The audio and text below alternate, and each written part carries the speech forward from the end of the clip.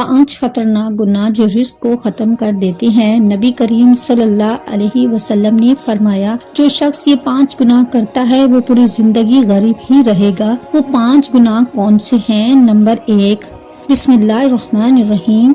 एक दफा हजरत सैयदना मौला अली की बारगाह में एक शख्स हाजिर हुआ और कहने लगा, ए अली, दुनिया में कुछ लोग ऐसे भी हैं जो अमीर खानदान में पैदा हुए, लेकिन जब वो फौत हुए तो इस वक्त वो गुर्बत में थे कि इनसे कभी भी रिस्क खत्म ना हुआ। लेकिन इसके साथ साथ दुनिया में ऐसे लोग भी पाए जाते हैं जो चंद अरसे के लिए अमीर होते हैं, लेकिन वो बाद में फिर से गरीब होते हैं। रिस्क इन लोगों से छीन लिया जाता है। इस शख्स ने पूछा, या अली, कौन से ऐसे गुनाह हैं जो रिस्क में कमी लाते हैं और रिस्क को खत्म कर देते हैं? हज़रत सैयदना अली ने फरमाया, ए इंसान, 5 ऐसे गुनाह हैं जिनको करने से इंसान का रिस्क खत्म हो जाता है और इसके रिस्क से आहिस्ता आहिस्ता बरकत भी चली जाती है। इस शख्स ने पूछा, या अली, वो 5 गुनाह कौन कौन से हैं? हज़रत सैयदना मौला अली रज़ियल्लाहु ताला अन्हु ने फरमाया कि वो 5 गुनाह ये हैं। नंबर 1, सूद खाना। रसूलुल्लाह सल्लल्लाहु अलैहि वसल्लम पास जिब्राइल अलैहिस्सलाम अल्लाह का हुक्म लेकर पेश हुए और हजरत जिब्राइल अलैहिस्सलाम ने फरमाया, ए अल्लाह के नबी सल्लल्लाहु अलैहि वसल्लम, जो लोग सूद का कारोबार करते हैं और सूद पर चीजें लेते या देते हैं, इन लोगों को रोजे महशर इस तरह उठाया जाएगा कि इनके चेहरे मस्क कर दिए जाएंगे। एक बार रसूल करीम सल्लल्लाहु अलैहि वसल्लम लोगों में खिताब फरमा रहे थे कि आप सल्लल्लाहु अलैहि वसल्लम ने फरमाया, लोगों, तुम में से कौन है जो अपनी माँ के साथ जिना करना पसंद करता है? लोगों ने जवाब दिया, या रसूल अल्लाह सल्लल्लाहु अलैहि वसल्लम, नहीं, हमको ऐसे गुनाह से सख्त नफरत है। तो रसूल करीम सल्लल्लाहु अलैहि वसल्लम ने फरमाया, इतना गुनाह माँ के साथ जिना करने का नहीं जितना गुनाह सूद का कारोबार करने वाले को मिलता है, जो सूद का माल लेता है और दूसरे को मुनाफा देता है। रिस्क के कम होने और रिस्क को खत्म करने की असल वजह सूद है। हज़रत शेख सादी रहमतुल्लाह अलैह फरमाते हैं कि एक बार मैं एक नया मकान खरीदना चाहता था और मैं इस मकान की तलाश में था कि एक शराबी मेरे पास आया और कहने लगा, हजरत फला महल्ले में एक मकान है जो बहुत ही खूबसूरत है। अब नया मकान इधर उधर तलाश करने के बजाय फला मकान खरीद लें, मैं भी इसी महल्ले का हूँ, इस तरह मैं आपका हमसाया भी बन जाऊंगा और इस मकान में कोई ऐब भी नहीं। हजरत शेख सादी रहमतुल्लाह अलैह फरमाने लगे, ए नादान बंदे, इससे बड़ा और क्या ऐब हो सकता है कि तू मेरा हमसाया बन जाए, क्योंकि तू तो सूद का कारोबार करता है। सूद से बड़ा कोई ऐब नहीं, यही तो सबसे बड़ा ऐब है कि वो मकान लेने से तू मेरा हमसाया बन जाएगा। अगर वो मकान मुझे मुफ्त में भी मिले तो मैं ऐसा मकान कभी भी ना खरीदूं।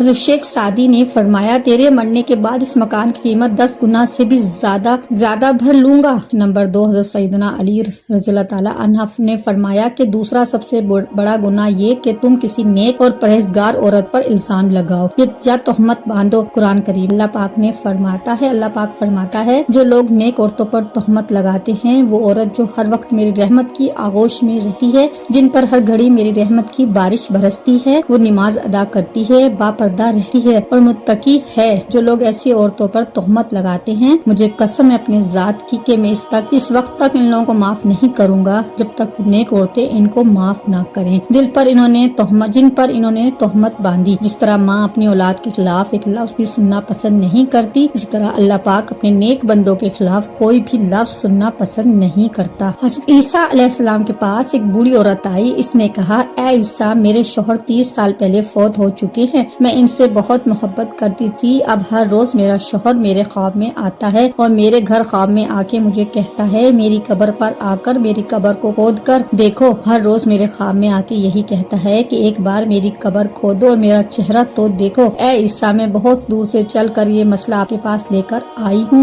हज़रत ईसा अलैहिस्सलाम ने कहा, और मैं भी आपके साथ आपकी शौहर की कब्र खोलने के लिए जाता हूँ। वो दोनों इस कब्रिस्तान पहुँचे जहाँ इस बुढ़िया के शौहर की कब्र थी। कब्रिस्तान में जाकर हज़रत ईसा अलैहिस्सलाम ने फरमाया, बताओ तेरे शौहर की कब्र कौन सी है? बूढ़ी औरत ने हाथ से इशारा करते हुए कहा, वो कब्र। हज़रत ईसा अलैहिस्सलाम कब्र पर खड़े होकर अल्लाह से रोकर दुआ की। दुआ करने के बाद हज़रत ईसा अलैहिस्सलाम ने फरमाया, है कब्र के अंदर सोने वाले, अल्लाह के हुक्म से खड़ा हो जा। इस कब्र से एक ऐसा इंसान खड़ा हुआ जिसे देखकर औरत ने जोरदार चीख मारी और बेहोश होकर गिर गई। वो खड़े होने वाले इंसान का जिस्म तो इंसान नहीं था, ऐसा नहीं था। इस جس پر اس کا چہرہ مسخ کر دیا گیا تھا۔ جب تھوڑی دیر کے بعد سے عورت کو ہوش آیا تو حضرت عیسیٰ علیہ السلام نے اسے زندہ ہونے والے انسان سے دریافت کیا، اس زندہ ہونے والے انسان سے دریافت کیا، تو نے دنیا میں ایسا کون سا گناہ کیا تھا کہ جس کام کے بدلے تجھ کو اتنی بڑی سزا کا سامنا کرنا پڑا؟ اس نے جواب دیا، اے اللہ کے نبی، مجھ سے ایک گناہ ہو گیا تھا جس کی وجہ سے میرا چہرہ بگڑ گیا۔ حضرت عیسیٰ علیہ السلام نے پوچھا، کون سا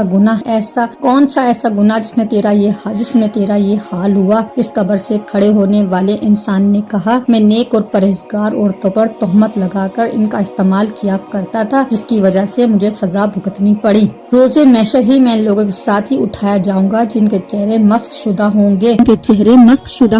نمبر 3، حضرت سیدنا مولا علی رضی اللہ تعالیٰ عنہ نے فرمایا کہ اللہ تعالیٰ کو کسی کا شریک ٹھہرانا بہت بڑا گناہ ہے۔ اللہ کے ساتھ کسی کو شریک مت ٹھہراؤ، شرک مت کرو۔ روز محشر ہر گناہ اللہ معاف کر سکتا ہے، لیکن اس کے گناہ چاہے آسمان و زمین میں موجود ہر چیزوں سے بھی زیادہ ہوں، اگر اللہ اس انسان کو چاہے تو معاف کر دے گا، لیکن شرک کرنے والے کو کبھی معافی نہیں ملے گی، کافر لوگوں کی بھی بخشش نہیں ہوگی۔ نمبر 4، حضرت سیدنا علی رضی اللہ تعالیٰ عنہ نے فرمایا کہ چوتھا گناہ کسی پر جادو کرنا ہے، کسی کا جینا حرام کرنے کے لیے، کسی کی خوشیاں چھیننے کے لیے اس پر جادو کرنا ہے کہ اس کے پاس فلاں رزق کیوں ہے، اس کو جادو کے ذریعے ختم کر دینا۔ حضرت سیدنا علی رضی اللہ تعالیٰ عنہ نے فرمایا کہ جادو کرنے والا انسان دائرہ اسلام سے خارج ہو جاتا ہے، اور جب کسی جادوگر کی موت ہوتی ہے تو وہ کافر مرتد ہوتا ہے۔ جادوگر کی موت کبھی بھی حالت ایمان پر نہیں ہوتی۔ نمبر 5، حضرت سیدنا علی رضی اللہ تعالیٰ عنہ نے فرمایا کہ کسی کو دکھ و تکلیف دینا بھی سب سے بڑا گناہ ہے۔ کسی کو دکھ دینا، کسی کا جینا حرام کر کے خود خوش ہونا، کسی کو رلا کر خود خوش ہونا، یہ بھی ایک بہت بڑا گناہ ہے جس سے ہمارا رزق ختم ہو جاتا ہے۔ حضرت سیدنا علی رضی اللہ تعالیٰ عنہ نے فرمایا کہ ان پانچ بندوں سے اللہ پاک روز قیامت سخت حساب لے گا، اور دنیا میں ان 5 بندوں سے اللہ پاک رزق چھین لیتا ہے۔